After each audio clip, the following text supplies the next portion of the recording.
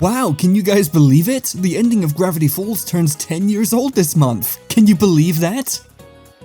Can you believe that? We're all going to die soon. Apologies if I end up talking fast in this video. I am recovering from surgery and I would like to get this recording done as fast as possible. I know it's a running joke at this point for me to constantly talk about Gravity Falls whenever I'm given the opportunity, but I think I can safely cash in my Gravity Falls card given the occasion. It really has been almost 10 years since Gravity Falls left our lives and things were never the same ever again. It's been said a million times before, but the impact this show left on people was immense. 4 strong years of laughs, twists, and turns led to a viewing experience not many Disney shows can offer you even to this day. 4 years seems like a really insignificant amount of time in retrospect. That kind of time just flies by these days. It feels like it was 2022 just yesterday and now what? I got taxes to pay the moment I wake up? It's bullshit. Put me in Mabel Land. But despite the show only airing for 4 years and having 40 episodes, it just felt substantially longer, likely due to how much of the viewing experience while the show was still airing comprised of having shadowy meetings with your local schizophrenics on Reddit trying to figure out the significance of the bandage on McGucket's beard. Hey, why does my beard have a bandage? Does that even make sense? Why has no one pointed that out? There were riots in the street over this, I assure you, and the finale played a large part in solidifying Gravity Falls' legacy as one of the greats. Imagine for a second that all of that time spent theory crafting and chasing after every possible red herring and mystery the show threw your way, getting invested in the lives of all the characters and following their stories to the very end, only for the finale to— Oh, nigga!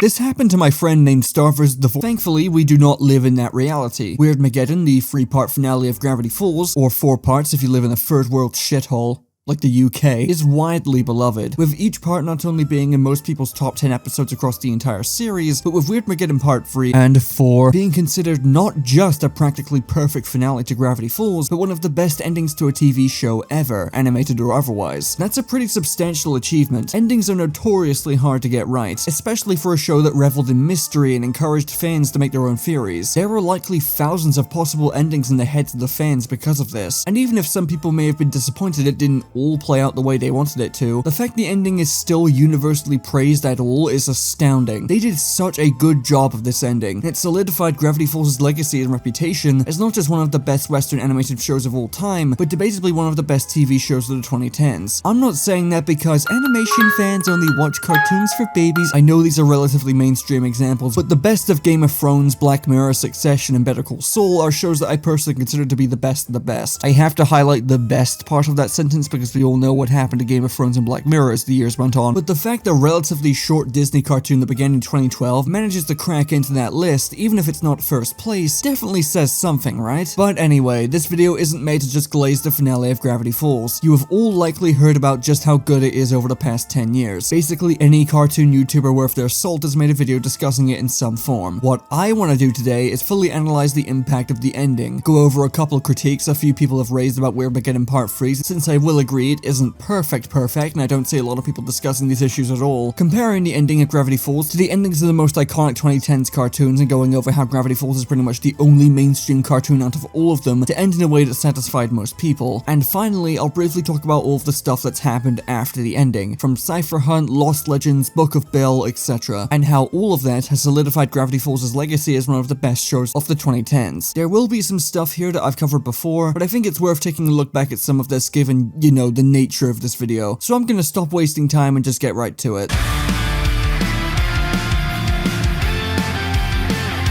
We've all heard the reasons for why Weirdmageddon Part 3 is such a good finale. There's very little need to repeat them, honestly. But I'm gonna do the YouTuber thing and I'll go through a brief checklist just for cohesion's sake though. It effectively wraps up every important mystery and plot point the series had been building up for 40 episodes and ups the dramatic and emotional stakes to the highest they've ever been. It truly feels like a near perfect culmination of everything the series has done up to this point, from all the returning characters, the Shacktron fight with the theme song playing in the background, finally fulfilling the Zodiac prophecy, the final step of Stan's character arc playing out beautifully as he sacrifices himself to stop Bill, and the final scene perfectly rounding out the series' themes about growing up by having Dipper and Mabel leave Gravity Falls and face their futures together. It's exciting, it's emotional, it's basically everything you could have asked for in an ending.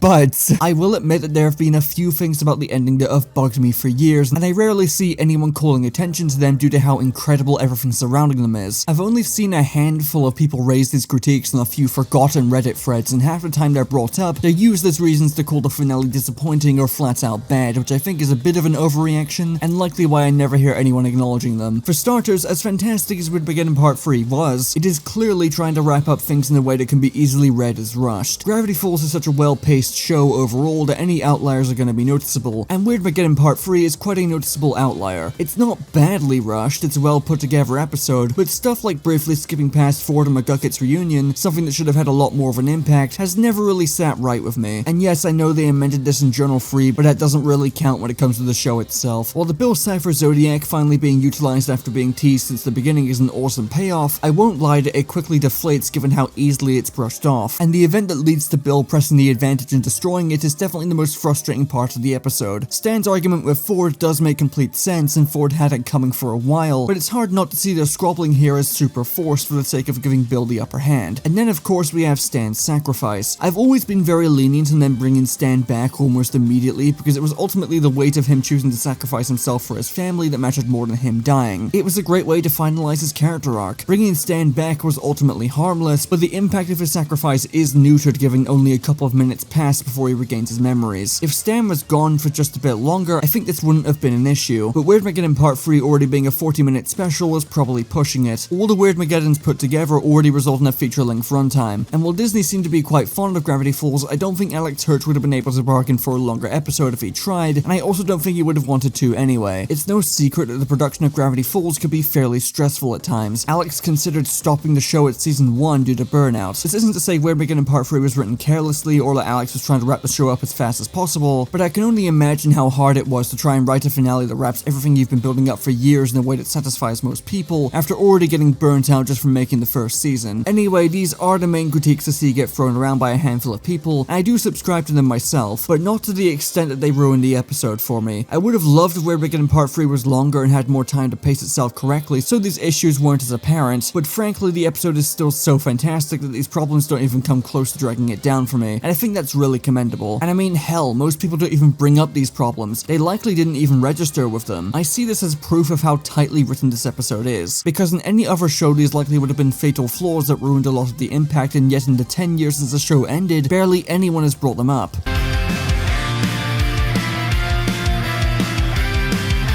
Looking back, the 2010s was home to an absolutely insane lineup of quality cartoons that we just haven't had throughout the 2020s. Not to mention a good number of them were story-driven with heavy continuity between episodes, which did wonders for fan discussion at the time and led to a pretty vast majority of these shows gaining a large following, at least online. The ones that immediately spring to mind for me are, and I must preface not all of these are story-driven, but they did have their moments that allowed for more discussion. Adventure Time, Regular Show, The Amazing World of Gumball, Steven Universe, The Legend of Korra, yes, I don't like it either, but it was well received by most people. Gravity Falls, Star vs. the Forces of Evil, My Little Pony, Rick and Morty, and DuckTales 2017. All of these shows, with the exception of Gumball and most of Regular Show and MLP, were usually story-driven. And on top of this, basically all of these shows proceeded to have incredibly divisive endings with the exception of Gravity Falls, Regular Show, and Rick and Morty, with Rick and Morty only getting a pass because it's still going to this day. Oh yeah, and Gumball doesn't count because they just straight up made another show after a long hiatus. Now, this isn't to say all of these endings were bad, but it's common knowledge at this point that most of the popular cartoons from the 2010s really struggled to provide a conclusion that satisfied a majority of people, and I find it fascinating that Gravity Falls was pretty much the only one that could really hack it. Regular Show counts too, but we're not talking about that today. There's a common theme throughout most of these finales, and it's that sometimes they're just simply rushed. Even Gravity Falls' finale was rushed, but as we've already established, they somehow managed to make it work. The worst example is, rather notoriously, Star vs. Even if you're one of the few people that like that ending, it's an irrefutable fact that it failed to satisfy a majority of people, and a large part of that was due to the series wasting its time beforehand and then trying to cram everything into the last few episodes. Star vs. is a worst case scenario, because the finale was so poorly received that it practically obliterated the show's reputation, and barely anyone has brought Star up in conversations since the finale premiered back in 2019, with a lot of people agreeing that it ruined a lot of what came before. Thankfully, most of the other shows I've mentioned don't have finales that are so bad they retroactively ruin the entire show,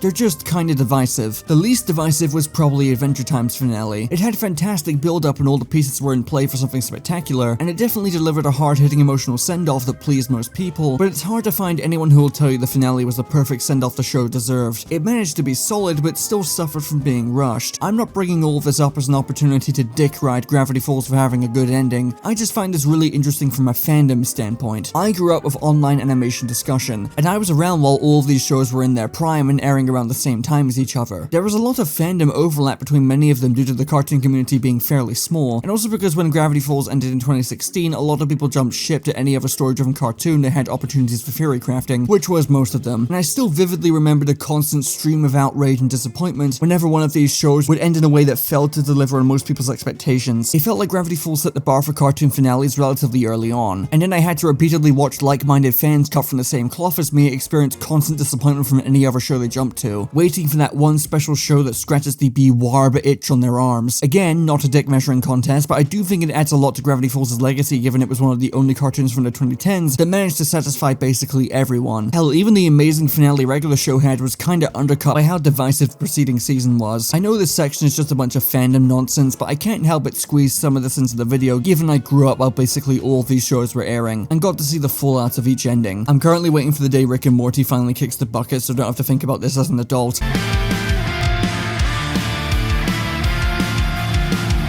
Now, having a good ending is one thing, and really it's all anyone can ask for from a show they invested considerable time into. You've tied up all the plot threads and character arcs and ended basically everything in an epic and satisfying fashion. Anything more than that ought to be considered crazy. I mean, it just doesn't happen. But when it comes to a show like Gravity Falls, we probably should have expected there to be a couple more mysteries to solve once the credits finished rolling. The cipher hunt has been covered extensively, so I won't go over all of the details. If you want them, though, I do have a video talking about it for a bit, and there are plenty of better videos going over the cipher hunt specifically, but it's still one of the most impressive and passionate ARGs I've ever seen. A true tribute to the show and love letter to the fans, putting all those years of code cracking and mystery solving to one final test filled with a tremendous amount of effort. While there were a couple of snags that couldn't have really been avoided given just how much planning went into all of this, the cipher hunt is still unbelievably cool to this day, and I have struggled to find anything quite like it. I'm no stranger to ARGs, obviously. Gravity Falls didn't invent them, for Christ's sake, but something about it just felt so special. I still think about it to this day, even though my own participation was slightly limited due to me not living in the US. I actually want to go to Confusion Hill at some point in the next few years and actually see the Bill Cipher statue for myself. I feel like I owe it to myself to actually see the statue that 12-year-old me went crazy trying to find, alongside the entire fandom. But even though the Cipher Hunt was the big final mystery for people to solve, there was still more Gravity Falls content to come. While the hunt itself was in full swing, Alex Hirsch published Journal Free. Pretty self-explanatory, to be honest. It was the entirety of Journal Free from the show, filled with gorgeous sketches, new lore drops, and even a bunch of pages from after Bill was defeated, successfully adding further satisfaction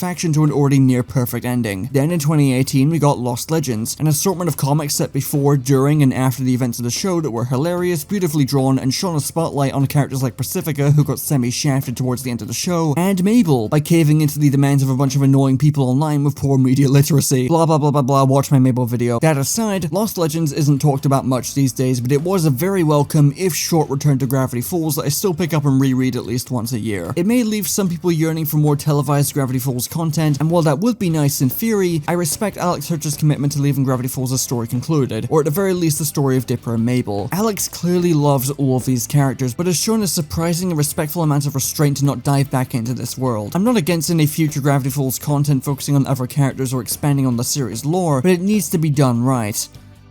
6 years later, it was done right. I think out of all of the Gravity Falls projects there have been since the show ended, the Book of Bill was by far my favorite. Again, I have a full video diving into the nitty-gritty. It's an incredible book, gorgeously illustrated and filled with Bill Cipher's twisted humor, while adding so much to the lore of the series, and a considerable amount of Bill as a character that I really appreciated. It's hard to find a way to tastefully resurrect your long-dead antagonist, but Alex found a way, and I applaud that. What made the Book of Bill particularly notable was that it was the first new Gravity Falls product to be released after the insane fandom boom and resurgence in popularity that more than doubled the size of Gravity Falls' fanbase once the series was added to Disney+, with the show only getting more popular with each passing year. You could feel the overwhelming excitement in the air of this release, and it was only going to get better. For one last time, the fanbase was set alight, thanks to the mysteries and codes contained within the Book of Bill. A truly overwhelming amount of shit to be cracked and examined, on top of a secret website that drove everyone insane for a hot minute, before we were finally allowed to see the whole thing. A gigantic treasure trove of fan service, lore drops the works. The increased popularity of the show made everything around the Book of Bill and the secret website feel so much bigger than everything that came before it, and I think the new generation of Gravity Falls fans are incredibly lucky. Usually when you get into a show years after it ended, there's not really a whole lot of hype or discussion to engage with, but the new generation of fans managed to get their Cypher Hunt moment, and I think that's pretty neat. Since the summer of 2024, things have been relatively quiet, and none of us know if there's any more Gravity Falls content to come soon or at any point in the future, but there's still a ton of excitement in the air, and Alex is clearly open to revisiting certain aspects of the series, with the very reasonable exception of not making a third season. I don't think we need a third season of Gravity Falls, but for the first time in forever, we know that receiving more Gravity Falls content is no longer an impossible ask, and so long as it's done tastefully, I think all of us would welcome it with open arms. It's crazy how this show keeps getting more and more popular with each passing year. I don't say this like at all, but Disney Plus was probably the best thing to ever happen to Gravity Falls, as it's managed to dramatically increase its longevity and ensure that it will constantly be relevant, naturally increasing the demand for more Gravity Falls content and leaving the door open for it. Alright, I think that's everything I wanted to talk about today. God, 10 years, that's still insane to think about, man. I promise that this will be the last time I mention Gravity Falls for a good while, unless I literally have no other option for a comparison or something. I get that I talk about this show too much, but I can't hide how much I love it to death. I'm kinda running out of things to say, to be honest, so thank you guys for watching. My Kiwami free video is in full swing, so stay tuned for that releasing over the next few weeks.